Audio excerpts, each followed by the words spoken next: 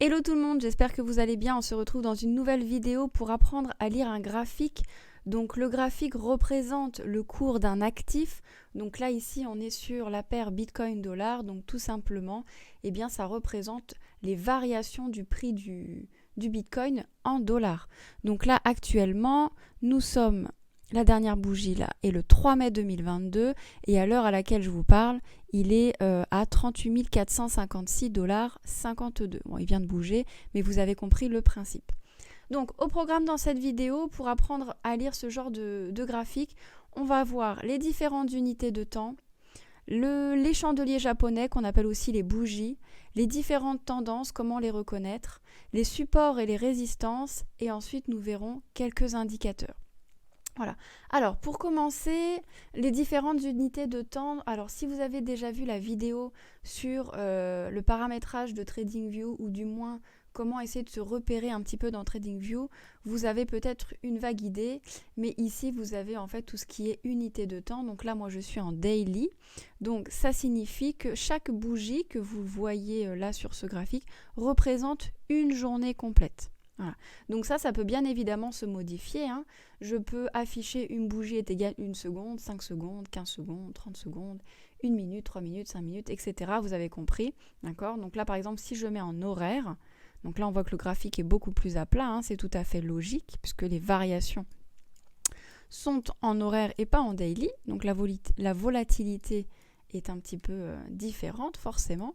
Et donc là, ce que l'on voit, c'est que eh bien, chaque bougie va représenter 1 heure de temps. Donc on le voit tout en bas, ici, vous avez la date et vous avez l'horaire à laquelle correspond la bougie. Donc là, ici, on a la bougie du 3 mai 2022 de 6h à 7h. Voilà. Donc ça, c'est important de le savoir parce que vous allez pouvoir jouer avec les unités de temps pour avoir un regard à plus ou moins long terme du cours d'un actif. Donc ça, pour les traders ou investisseurs, c'est primordial. Voilà. Donc il faut savoir qu'il existe différents types de trading plutôt. C'est assez simple. Alors on en compte 3. On va compter le scalping. Donc le scalping, c'est ce qui va de la seconde à peu près jusqu'aux 5 minutes. Donc c'est des unités de temps qui sont très rapides.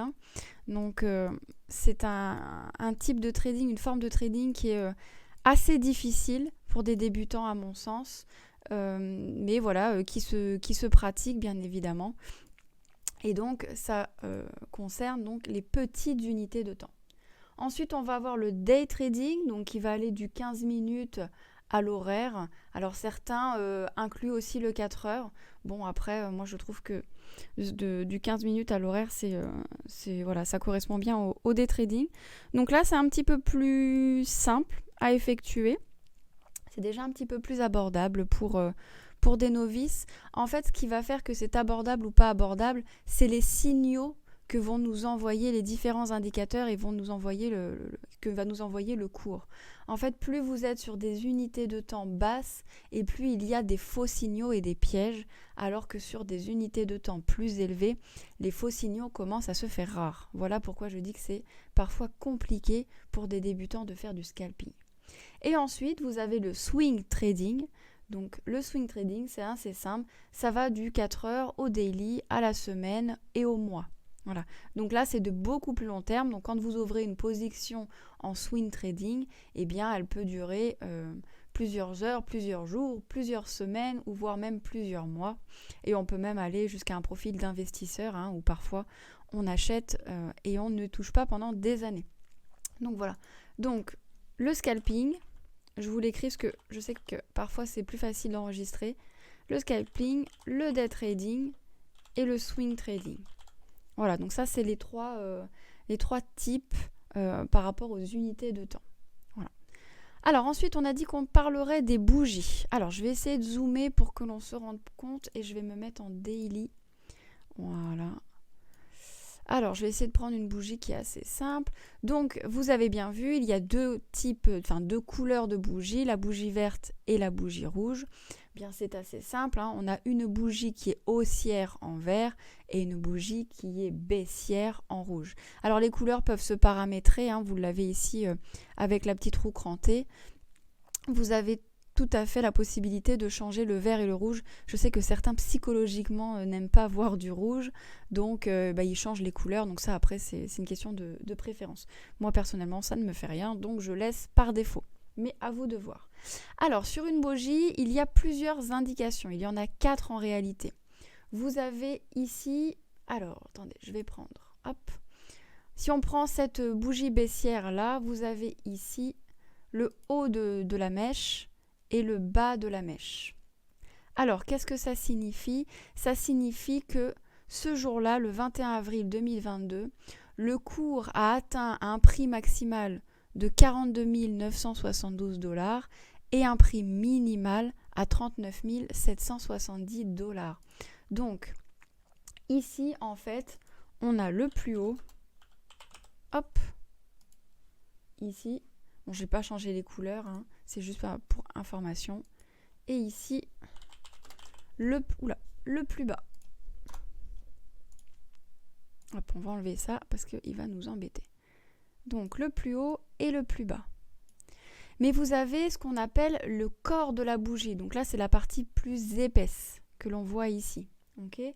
La partie plus épaisse, c'est assez simple. C'est que le point qui est ici, le point le plus haut du corps de la bougie, eh bien c'est ce qu'on appelle, enfin c'est le prix à l'ouverture. Donc là on est sur la bougie du 21 avril. Donc le prix à l'ouverture, il était ici, donc à 41 353. Et la bougie s'est clôturée ici, en bas du corps de cette bougie-là. Il s'est clôturé à 40 455. Voilà. Donc ça, c'est important de le savoir.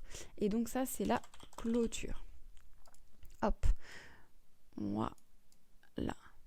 Alors, si vous êtes en France, eh bien, il y a des horaires, hein, les horaires de marché. Donc, les clôtures de bougies se font à 2h du matin en France. Et donc, une fois qu'il y en a une qui a clôturé, il y en a une autre qui se réouvre. Voilà. Bien évidemment, l'horaire va changer puisque ça va dépendre du fuseau horaire où vous êtes. Mais ça, on pourra en discuter dans une autre vidéo. Ou si vous avez des questions là-dessus, si c'est pas clair, n'hésitez pas, on vous répondra en commentaire, il n'y a pas de souci. Donc voilà, cette bougie baissière là du 21 avril, eh bien, elle a commencé à 41 352. Elle a eu un moment dans la journée où elle est montée jusqu'à 42 978. Elle est également descendue, le cours est également descendu jusqu'à 39 770, je vais y arriver. Mais en tout cas, la journée s'est terminée à 40 455 $. Donc voilà, j'espère que c'est déjà plus clair pour vous. Donc ça, c'est pour la bougie baissière. Et c'est exactement pareil pour une bougie haussière. Vous avez le prix le plus haut, le prix le plus bas, d'accord ? Et vous avez l'ouverture et la clôture exactement de la même manière. Voilà, c'est exactement la même chose. Ce qui va différer, c'est que il y a une bougie qui va avoir un prix qui est plus haut en fin de journée qu'en début de journée. Voilà, tout simplement. Pour faire simple, c'est ça. Donc, pour les unités de temps et les bougies, je pense qu'on en a fini. Ensuite, vous avez, les tendances. Alors, les tendances, vous allez voir, c'est assez facile à visualiser. Hop, je vais vous montrer ça. Hop, on va juste dézoomer un petit peu. Voilà. Donc, vous voyez bien que le cours, bien évidemment, monte ou descend. Il y a 2 directions possibles, il n'y en a pas 100 000. Et donc, ce qu'on appelle les tendances, c'est tout simplement quand le cours d'un actif va soit continuer à monter, soit continuer à baisser. On parlera de tendance haussière et de tendance baissière. Alors, c'est assez simple. Alors, je vais juste vérifier. Hop, je vais me mettre sur une couleur peut-être un peu plus visible. Hop, voilà. Oula. Tac. Donc, c'est assez simple. Vous allez voir une tendance haussière. Ce sont des creux et des sommets ascendants. Hop. Alors, je ne suis pas une reine du dessin, mais vous avez bien compris le principe. À chaque fois, vous avez un sommet, un creux, un sommet qui est plus haut que le dernier sommet, un creux qui est plus haut que le dernier creux etc., etc. Et on dit qu'il faut 3 contacts enregistrés pour pouvoir valider une ligne de tendance. Donc là, on a bien 1, 2 et 3. Donc le premier ici, le deuxième, le troisième. Parce qu'effectivement, on peut tracer donc des droites de tendance. Donc comment ça fonctionne ? Eh bien en fait, on va relier les points des creux et les points des sommets. Hop, voilà. Alors, c'est pas d'une qualité hors norme parce que je l'ai dessiné à la main, mais je pense que vous avez compris le système. Hop. Alors, je vais réajuster un petit peu parce que être précis, c'est important. Voilà. Et donc là, nous avons notre tendance haussière. Donc, un enchaînement de creux et de sommets ascendants. Et c'est exactement la même chose pour la tendance baissière, mais c'est à l'inverse. Ce sont des creux et des sommets descendants. Voilà. Toujours pareil, l'histoire des 3 contacts pour pouvoir valider la tendance. Vous avez également une autre tendance, qui est la tendance la plus fréquente d'ailleurs, hein, c'est celle qu'on voit assez souvent ici, c'est ce qu'on appelle le range. C'est une période, une tendance de consolidation, c'est-à-dire que le prix va varier entre une borne haute et une borne droite. Une borne basse, une borne droite, n'importe quoi. Et une borne basse. Donc là, hop, toc. La borne haute, la borne basse. Alors là, sur mon dessin, hein, c'est complètement scolaire, hein, parce que bien évidemment, ça ne va pas toujours chercher le point le plus haut, ça ne va pas toujours chercher le point le plus bas. D'ailleurs, on le voit ici, hein, le Bitcoin est en range depuis le début de l'année. Donc on voit bien ici qu'on a le haut de notre range. Alors, je vais essayer de pas trop mal positionner mon affaire. Et on a un bas de range ici. Tac, tac, j'aurais dû mettre en rayon, ça aurait été beaucoup plus simple. Je me suis un petit peu embêtée. Voilà. Alors, on voit bien que le prix, parfois, peut sortir du range pour le réintégrer. C'est tout à fait possible. Hein. Je vous dis, c'est pas toujours aussi scolaire que ça. Là, ici, on pourrait même l'étirer un petit peu. Mais bon, voilà. Donc, il est sorti un petit peu du range et il est re-rentré. Mais en tout cas, voilà, c'est une période où le prix, en fait, se consolide. Et ça, ce sont des périodes qui sont nécessaires pour pouvoir avoir soit des tendances haussières, soit des tendances baissières. Le cours d'un actif ne fait pas que monter ou que descendre. Il y a toujours une phase de consolidation et ça m'amène à vous parler d'ailleurs des 5 phases. Donc je supprime tout pour qu'on puisse y voir un peu plus clair. Et je vais juste prendre un espace. Hop. Vous avez toujours 5 phases. Non, je vais vous le montrer sur le Bitcoin, ce sera peut-être même plus simple. Ouais, on va partir de là. Hop. Alors, je vais prendre mes droites verticales. Hop. Alors, on va partir d'ici. Je vais me remettre en jaune. Je sais pas, le bleu, j'ai un petit peu de mal avec le bleu. Je trouve pas très visible. Voilà. Alors, on a une première phase ici. Donc là, vous voyez, on a une tendance qui est haussière ici. D'accord ? Elle est même en 2 parties. Donc, on a une première phase ici de range, de consolidation. Ici, ok, ça c'est la première phase, donc range, hop. On a ensuite une seconde phase ici où on commence à avoir une tendance haussière. Alors on va essayer d'être un peu précis, mais grosso modo c'est par là, hop. Voilà, donc là on a un début de tendance. On pourrait même l'arrêter ici presque, hein. Après c'est pas très important, c'est vraiment pour comprendre. On a un début de tendance, hop. Ensuite, on a une deuxième partie où on voit que le cours continue de monter, mais beaucoup plus doucement. Voilà, vraiment beaucoup plus doucement. Donc ça, c'est ce qu'on appelle le milieu de tendance. Hop. Oula. Milieu de tendance. Donc ça continue, mais c'est beaucoup plus faible. Voilà. Là, on voit bien, au top, on est à 47 900. On continue de monter jusqu'à 52 000, mais c'est beaucoup plus doux qu'ici, où on est passé de 31 000 à 47 000, là, en espace d'un petit mois, même pas 3 semaines. Voilà. Donc, le milieu de tendance. Et ensuite, vous avez ce qu'on appelle la fin de tendance. Donc là, le cours commence à diminuer. Donc là, elle est assez rapide. Voilà, la fin de tendance, on peut la décaler. Voilà, ici, la fin de tendance. Et ensuite, on retourne sur une période de consolidation. Alors qui est plus ou moins longue. Hein. Voilà. Hop, consolidation. Donc qui est plus ou moins longue, mais en tout cas, c'est une période qui est nécessaire pour pouvoir ensuite reprendre un mouvement, une autre tendance haussière. On l'a très bien ici aussi. Attendez, je vais faire ça pour que ce soit plus visible. Voilà. Donc là, on est sur une tendance baissière. Voilà. On a la phase de range, ici. Hop, la première phase de range. On a ensuite une tendance, un début de tendance qui se lance. Voilà. On va avoir le milieu de tendance et la fin de tendance, alors qui est un petit peu plus difficile à cerner ici parce qu'on a des mouvements voilà, de ce qu'on appelle de pullback hein, qui revient un petit peu rechercher des niveaux précédents. Ça, on va en parler avec les supports et les résistances juste après. Okay. Et en tout cas, on retermine voilà, par une phase donc, de range. Et cette phase de range, ben, actuellement, on n'en est toujours pas sorti. Donc vous avez vu tout à l'heure, on a eu une phase de range pendant quelques jours. Et bien là, on a une phase de range qui dure depuis quelques mois. Donc ça, il n'y a pas de règle là-dessus. Voilà. Donc ça, c'est pour les différentes tendances. Ensuite, je vous disais, on a des niveaux, donc des niveaux techniques qui sont ce qu'on appelle des supports et des résistances. Alors, support et résistance, c'est assez simple à comprendre. Hop, pour l'instant, on va le faire en dehors du cours. Non, je vais prendre une droite. Tac. Hop. Hop. Voilà, je vais mettre deux droites, ça sera plus simple. Il arrive parfois que eh bien, le cours donc, varie. Hein.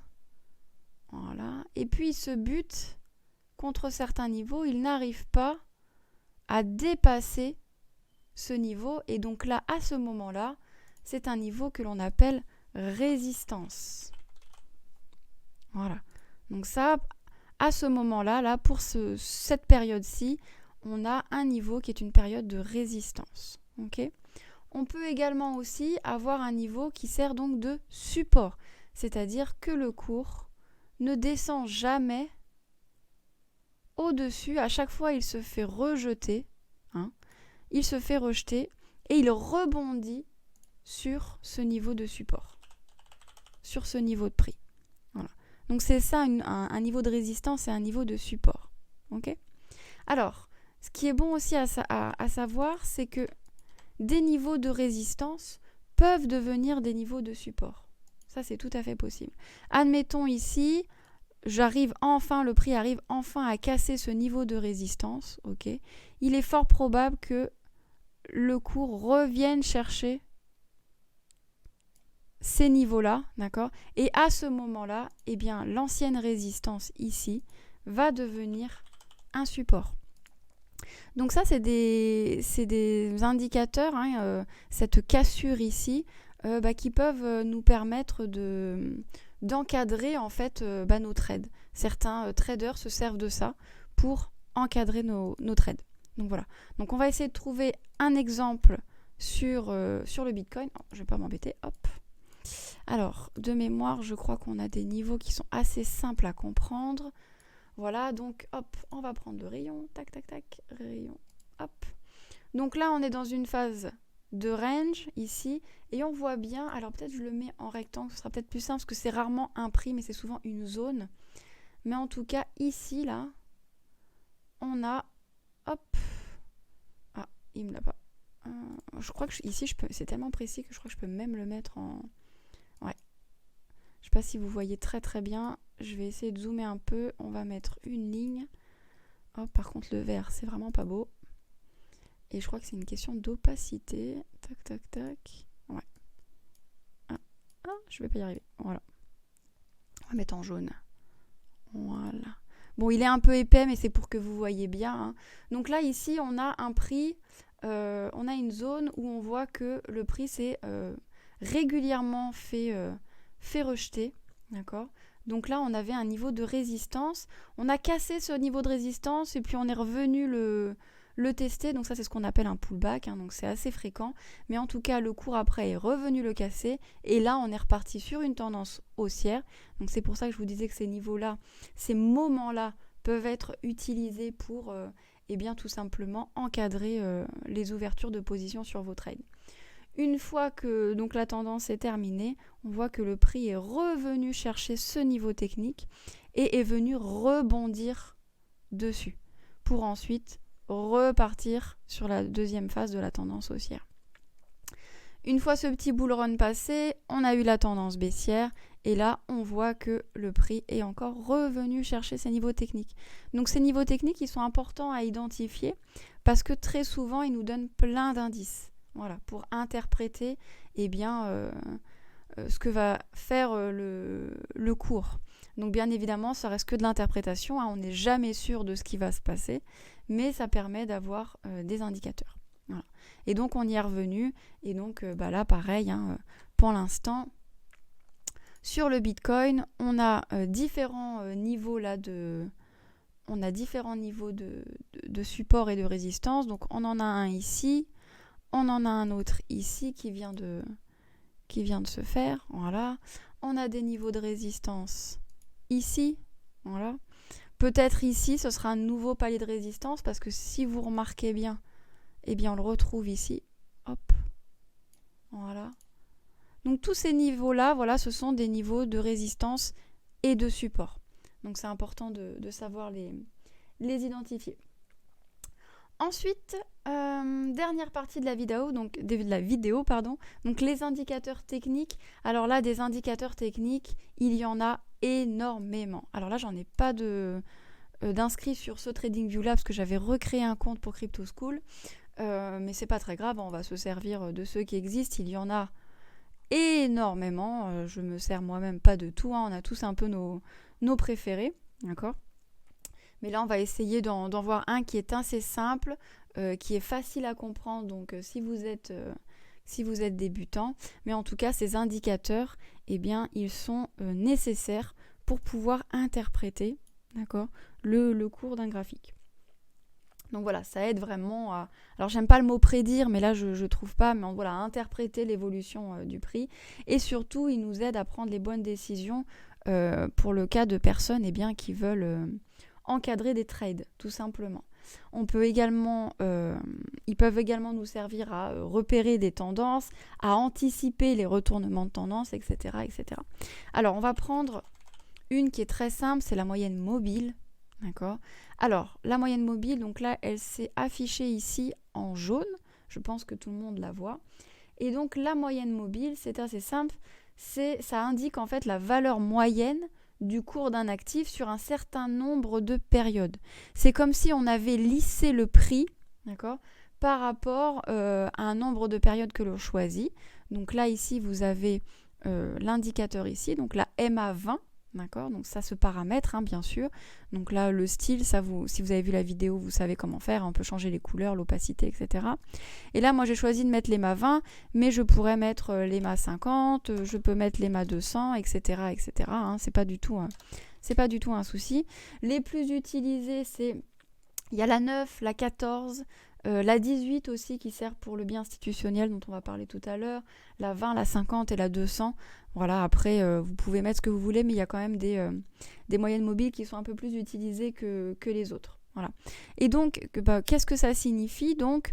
Eh bien, c'est que la moyenne mobile qui est donnée ici, elle va reprendre les 20 dernières bougies. Donc, comme là, nous sommes en daily, eh bien, elle va lisser le prix sur les 20 derniers jours. Voilà, tout simplement. C'est ça la moyenne mobile. Donc si je mets la MA 200, eh ben, elle va prendre sur 200 périodes, donc sur 200 jours. Voilà. Pour que vous voyez un peu à quoi ça ressemble. Par exemple, si je mets la MA 200, ça sera très visible. Et ben, on voit bien que le prix là est beaucoup plus lissé et donc la moyenne mobile est beaucoup moins volatile. D'ailleurs, d'accord ?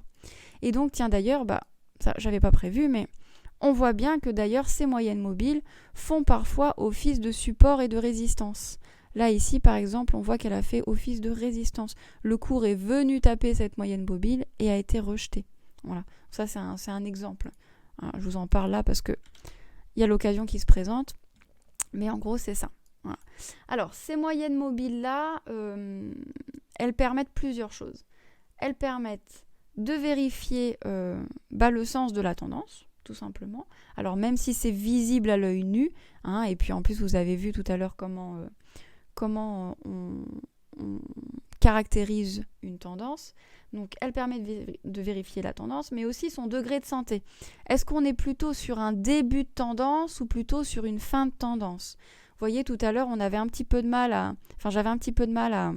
à mettre le milieu et le fin de tendance. Là, c'est beaucoup plus simple parce qu'on voit bien que quand le prix s'éloigne de la moyenne mobile, eh bien, on est plutôt sur un début de tendance et le prix revient toujours à ces lignes-là. Hein, d'accord ? Donc ça, c'est important. Et donc, ça donne l'état de santé. Quand on voit que l'on commence à se rapprocher, eh bien, c'est que probablement la tendance va pas tarder à se terminer ou bien alors, elle va rebondir et repartir. D'accord ? Donc ça, c'est intéressant d'identifier ces niveaux-là, mais il faut savoir que c'est un peu comme un élastique. Si votre prix s'éloigne énormément de la moyenne mobile, par exemple, eh bien très souvent, il va y avoir, comme on a eu ici avec cette grosse bougie rouge, eh bien il va y avoir l'effet élastique où on va revenir sur ces niveaux-là. Voilà. Elle permet également, cette moyenne mobile, des signaux d'achat et de vente. Donc très souvent, quand le prix va casser à la hausse cette moyenne mobile, on l'a ici, hop, on l'a ici, on l'a également ici, eh bien on voit bien que ça initie un mouvement haussier dans le cas là d'une tendance haussière et ça donne aussi un signal de vente, c'est-à-dire que on peut très bien se dire, eh bien je rentre, je vais juste prendre le pinceau, je rentre ici à l'achat parce que j'ai une cassure de moyenne mobile, voilà. Je profite de la montée et quand le cours va recasser, voilà, cette moyenne mobile à la baisse, eh bien je peux clôturer mon trade. Donc ça c'est une possibilité, hein, c'est pas du tout ce que je vous dis de faire, mais c'est des possibilités. Et donc eh bien on bénéficie là de cet écart de prix tout simplement. Donc mon trade a eu un gain donc avec 30% de gain. Donc voilà. Donc ça c'est tout à fait possible hein, de trader avec la moyenne mobile. À mon sens, il y a des indicateurs qui sont beaucoup plus intéressants et précis et fournis qu'une moyenne mobile. Mais là, c'est vraiment l'idée de vous expliquer un petit peu comment fonctionnent des indicateurs en sachant que en réalité, on ne se fie pas qu'à un seul indicateur pour encadrer des trades. On se fie à plusieurs indicateurs qui nous donnent des informations différentes. Mais ça, on aura l'occasion sûrement d'en reparler. D'autant plus que l'on prévoit de créer des formations pour les personnes justement qui débutent. Donc tout ça sera prévu. Ne vous inquiétez pas. Voilà. Donc là, voilà, on avait la MA50 ici. Il y a une moyenne mobile. C'est des moyennes mobiles, mais ce qu'on appelle du biais institutionnel. Alors, il s'appelle Institutional Bias. Vous l'avez ici. Je vais même le mettre en favori. Hein, vous pouvez faire ça. Ok. Hop. Donc là, c'est MacPy hein, qui a mis ce script-là. Alors là, il est un petit peu illisible à mon sens. Donc, on a deux moyennes mobiles ici. On a la jaune et la bleue. Vous allez voir à quoi ça correspond avec la petite roue crantée. Hop. On a une MA9 ici en jaune et une MA18 en bleu. Alors, le background color, moi, j'aime pas du tout. Mais je vais quand même vous expliquer ce que c'est. Ici, on voit que les deux moyennes mobiles, eh bien, parfois se croisent. Quand la moyenne mobile 9 croise la moyenne mobile 18 à la hausse, eh bien, ça indique qu'on repart sur une tendance haussière. C'est pour ça qu'on a un background en vert. Et inversement, quand ça crosse à la baisse, eh bien, on a une période baissière. Donc ça peut être effectivement intéressant de laisser le background si jamais votre œil n'est pas encore habitué. Moi, personnellement, je n'aime pas du tout, donc je le supprime. Mais c'est à vous de décider, tout simplement. Voilà. Donc là, on a deux moyennes mobiles. Hein, donc sur ce biais institutionnel, donc c'est les moyennes mobiles dont les institutions, hein, donc certaines baleines, se servent pour pouvoir encadrer également leur trade. Voilà. Donc ça, c'est vraiment intéressant, c'est-à-dire que là, on ne travaille plus sur une seule moyenne mobile, mais sur plusieurs. Voilà. Donc ça peut être un indicateur vraiment pas mal pour aussi détecter les différentes tendances pour pouvoir ouvrir des positions ou non, etc. etc. Voilà. Donc vous avez plein d'indicateurs comme ça.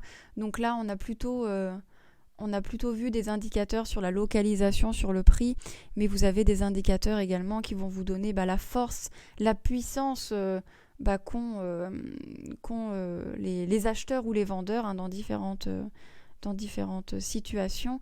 Et ça permet un petit peu d'interpréter et de se dire, est-ce qu'on est plutôt en début de tendance et le prix va continuer de monter parce que ici les acheteurs seraient encore forts, ou est-ce que leur force diminue et puis on risque de retomber dans une phase de consolidation, voire après une phase baissière. Donc voilà, tout ça c'est des choses qui sont importantes à comprendre et surtout qui permettent de rationaliser vos trades et ne pas fonctionner sous l'effet des émotions, parce que malheureusement quand il y a perte, c'est que très souvent on s'est fait prendre par nos émotions. L'idéal, en fait, il faudrait qu'on soit des robots pour pouvoir trader et que la psychologie du marché n'influe pas du tout sur nous, êtres humains. Donc, tous ces indicateurs et tout ce que l'on a vu ici, et il y en a encore plein d'autres, ça nous permet de rationaliser et de s'en tenir à une stratégie simple pour pouvoir encadrer nos trades et générer des profits bien plus que des pertes. Voilà. Donc je pense que j'ai fait le tour. Si jamais vous avez des questions, n'hésitez pas à les poster en commentaire. On se fera bien évidemment, comme d'habitude, un plaisir d'y répondre. S'il y a des choses que vous aimeriez voir, des sujets de tutoriels ou des assets que vous aimeriez que l'on étudie ensemble, n'hésitez pas à nous le demander. Vous pouvez également rejoindre la communauté de Crypto School sur le Discord. Le lien est dans la description. On peut parler de tout sujet. On est là pour vous aider. On est là également pour échanger, tout simplement, sur le domaine des crypto-actifs. Et on peut étendre le domaine au marché traditionnel, donc du forex, et autres, parce que bien évidemment, il y a des choses qui sont en lien et qui sont corrélées. Donc n'hésitez pas à nous rejoindre. Si jamais la vidéo vous a plu, n'hésitez pas à laisser un petit pouce bleu. N'hésitez pas à vous abonner à la chaîne. Activez la cloche si jamais vous souhaitez être notifié des prochaines vidéos. Et sur ce, je vous souhaite une très bonne journée et à très bientôt.